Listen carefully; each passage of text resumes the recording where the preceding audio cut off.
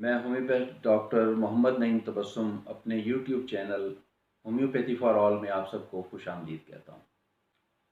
میری ویڈیوز جو ہے بنیادی طور پر ہومیوپیتھ ڈاکٹرز کے لیے ہوتی ہے، لیکن میں چاہتا ہوں کہ ساتھ ساتھ اپنے پیشنٹس اور عام لوگوں کو بھی ہومیوپیتھی کا تعارف ہوتا رہے۔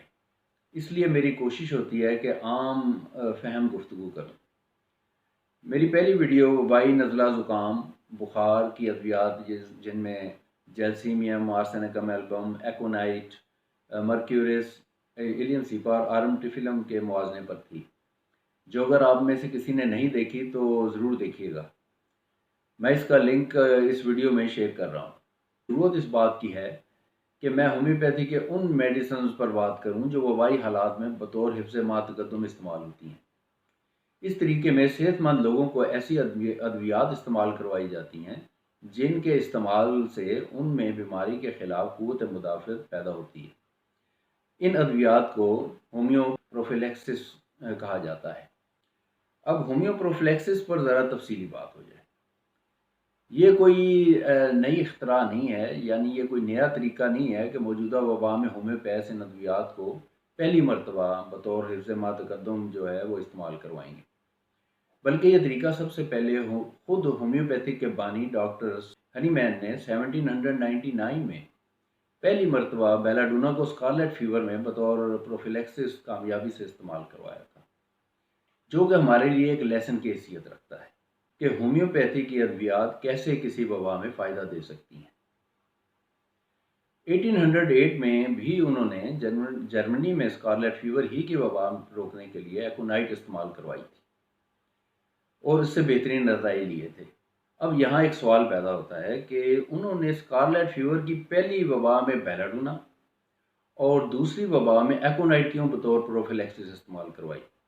اسی طرح 1813 میں انہوں نے رسٹاکس اور برائیونیا کو ٹائفس میں استعمال کروایا تھا، اور یہاں بھی یہی سوال پیدا ہوتا ہے کہ متضاد علامات رکھنے والی دو ادویات کو ایک ہی وبا میں کیوں بطور حفظ ما تقدم ادویات کے استعمال کروایا گیا؟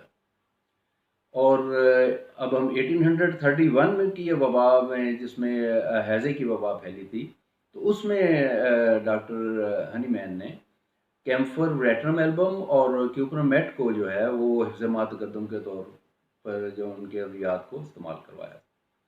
آخر ایک وبا میں 3 ادویات کیوں استعمال کروائی گئی تھی؟ اب یہ 3 سوال ہیں، اور ان تینوں سوالوں کا جواب یہ ہے کہ ڈاکٹر ہنی مین نے پہلی وبا کے مریضوں کے علامات کا جب بغور مطالعہ کیا تو وہ بیلاڈونا کی علامات کے قریب تک تھیں، لہٰذا انہوں نے بیلاڈونا کو صحت مند لوگوں کو استعمال کروایا، جس کے رد عمل کے طور پر ان کے جسم میں قوت مدافعت بڑھ گئی اور وبا نے ان پر اثر نہیں کیا۔ جبکہ دوسری وبا میں مریضوں کی علامات جو ہیں وہ ایکونائٹ کی علامات کے قریب تر تھی، تو اس وبا میں ایکونائٹ کو بطور پروفیلیکسس جو ہے وہ استعمال کروا کر لوگوں کو وبا سے بچایا۔ اچھا، اس کے بعد ہم مزید آگے دیکھتے ہیں تو 1813 میں جو ان کے علاقے میں ٹائفس کی جو وبا پھیلی تھی، اس میں جو پروفیلیکسس کا اگر ہم مطالعہ کریں کہ کون سے استعمال کروائی گئی تھی، تو اس میں برائیونیا اور رسٹاکس استعمال کروائی گئی تھی، اور رسٹاکس اور برائیونیا میں آپ جانتے ہیں کہ واضح فرق ہے۔ رسٹاکس کا مریض جو ہے وہ حرکت میں رہے تو سکون محسوس کرتا ہے، جبکہ برائیونیا کا مریض جو ہے وہ معمولی سی حرکت پسند نہیں کرتا، یعنی دونوں کی علامات یکسر مختلف ہیں۔ لیکن ڈاکٹر ہنی مین نے دونوں کو ٹائفس کی وبا میں بطور پروفیلیکسس استعمال کروایا، صرف اس لیے کہ ان دونوں کی علامات متاثر ہونے والے مختلف مریضوں میں کثرت سے پائی گئیں۔ اسی طرح انہوں نے ہیضے کی وبا میں کیمفر، ریٹرم ایلبم اور کیوپرمیٹ کی علامات کو وبا کے علاقے میں مختلف مریضوں میں وہ آبزرو کیا کہ ان ادویات کی علامات جو ہیں وہ زیادہ ہیں، تو ان ادویات کو انہوں نے بطور پروفیلیکسس استعمال کروایا۔ اس کے علاوہ ہومیوپیتھی کی حفظ ما تقدم کی ادویات کی ایک لمبی لسٹ ہے جو مختلف وباؤں میں جو ہے کامیابی سے استعمال ہوتی رہی ہیں۔ اب میں یہاں پر انفلوئنزا کی وبا کے لیے ڈاکٹر کلار کی تجویز کردہ پروفیلیکسس کا ذکر کرنا ضروری سمجھتا ہوں۔ انہوں نے سب سے پہلے آرسینکم ایلبم کا ذکر کیا ہے، شاید یہی وجہ ہے کہ انڈیا میں اس کا بڑا چرچا ہوا اور اس کی باز گشت ہمارے ملک میں بھی سنی گئی۔ اس کے علاوہ 2 اور ادویات کا بھی انہوں نے ذکر کیا ہے، ان میں ایک انفلوئنزائنم اور دوسری بیسیلینیم ہے۔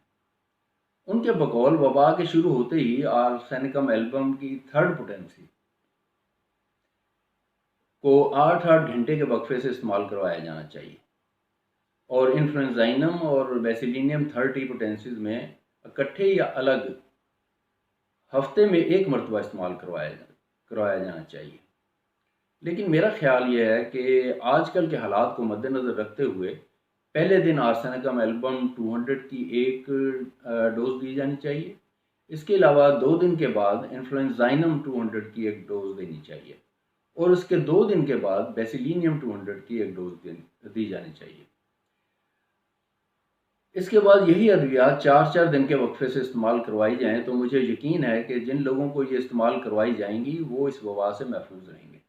کسی مریض میں کوئی علامت مثلا بخار، نزلہ، زکام، کھانسی یا سانس کی تنگی ہو تو اسے حفظ ما تقدم کی ادویات نہیں دینی چاہیے، بلکہ اس کا علاج مریض میں پائے جانے والی علامات کو مد نظر رکھتے ہوئے ہی کرنا چاہیے۔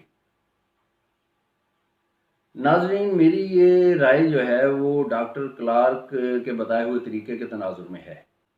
محترم ہومیوپیتھس، میری ان ویڈیوز کا واحد مقصد یہ ہے کہ ہم سب ہومیوپیتھس اپنے آپ کو آنے والے حالات کے لیے اپڈیٹ کر لیں، تاکہ اگر خدا نخواستہ وبا شدت اختیار کرتی ہے تو پوری تیاری سے میدان عمل میں اتر سکیں۔ اگر میں اس ویڈیو میں مزید ہومیو پروفیلیکسس کی تفصیل بتاؤں تو یہ ویڈیو زیادہ لمبی ہو جائے گی، جو عام دیکھنے والے پر بار بنے گی۔ لہٰذا اگر پسند آئے تو اس ویڈیو کو لائک کریں اور تمام ہومیوپیتھس کو شیئر کریں۔ میرے چینل کو آپ نے سبسکرائب تو کر ہی دیا ہوگا، اگر نہیں کیا تو کر دیں، اس دعا کے ساتھ کہ اللہ تعالیٰ اس وبا کو دنیا سے ٹال دے۔ اللہ حافظ۔